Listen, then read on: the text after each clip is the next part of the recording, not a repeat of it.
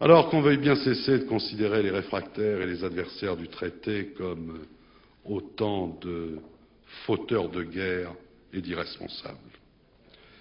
Comme s'il n'y avait pas d'ailleurs quelque chose de choquant dans cette suspicion mal dissimulée vis-à-vis d'une partenaire, dont nous devrions ainsi ignorer les évolutions politiques, économiques, sociales, culturelles intervenues depuis un demi-siècle, dont nous devrions ignorer l'amitié retrouvée. Comme si en tout état de cause, la France après De Gaulle était aussi vulnérable qu'avant lui.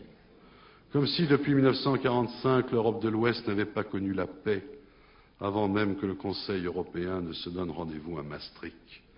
Comme si, enfin, l'Europe se réduisait à 12 pays. Car si on veut aller sur ce terrain, est-on sûr que la démarche de Maastricht soit bien celle qui soit la plus prometteuse de paix pour l'ensemble du continent européen? C'est une erreur de prétendre que l'on pourra réaliser en même temps ce qu'on appelle à tort l'approfondissement et ce qu'on nomme, sans mesurer tout ce que ce terme peut impliquer de morgue et de condescendance, l'élargissement.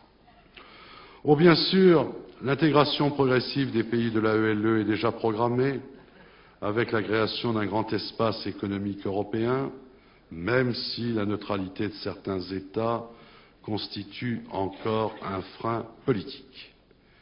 Il n'en va pas de même, tout le monde le sait bien, en ce qui concerne l'Europe orientale et centrale.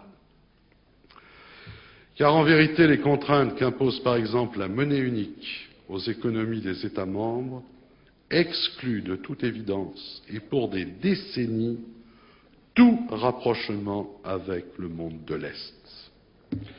Alors qu'est-ce donc que cette conscience européenne qui laisse de côté la moitié de l'Europe?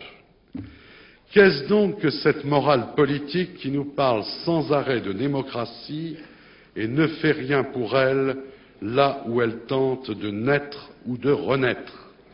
Qu'est-ce donc que ce sens de l'histoire qui ne tire aucune conséquence de la levée du rideau de fer et reste crispé sur un projet dépassé par des événements formidables? Qu'est-ce donc que cette attitude de fermeture, d'égoïsme, de repliement, d'aveuglement qui constitue pour le stalinisme, pour l'Europe de Yalta, une extraordinaire victoire posthume? Oui, c'est d'abord la morale qui devrait nous conduire à ne pas rejeter les pays d'Europe centrale et orientale. Car ces pays, il faut le dire tout net, ont des droits sur nous. À 2 reprises, ils ont payé pour nous. Ils ont tout d'abord payé notre libération au prix fort de leur asservissement, car la victoire sur le nazisme passait par leur invasion. Ils ont ensuite payé notre sécurité au prix fort de leur abandon. Nous les avons laissés à leur sort, car nous ne voulions assumer aucun risque politique ou militaire face au totalitarisme soviétique.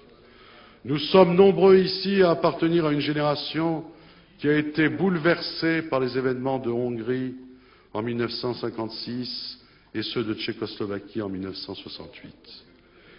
Et nous savons que c'est faire un mauvais procès à M. Claude Cheysson que de lui reprocher d'avoir résumé plus tard, à propos de la Pologne, ce qui fut notre attitude constante des décennies durant. Évidemment, nous ne ferons rien. Et aujourd'hui que sans nous, presque malgré nous, ils accèdent à la liberté, nous laisserions, pour reprendre la belle expression de Jacques Chirac, un mur de l'argent se substituer au rideau de fer? Sommes-nous à ce point oublieux que nous puissions tolérer une telle perspective? Et si la morale ne suffit pas à nous réveiller, ne voyons-nous pas où est notre intérêt? Elles sont loin d'être assurées.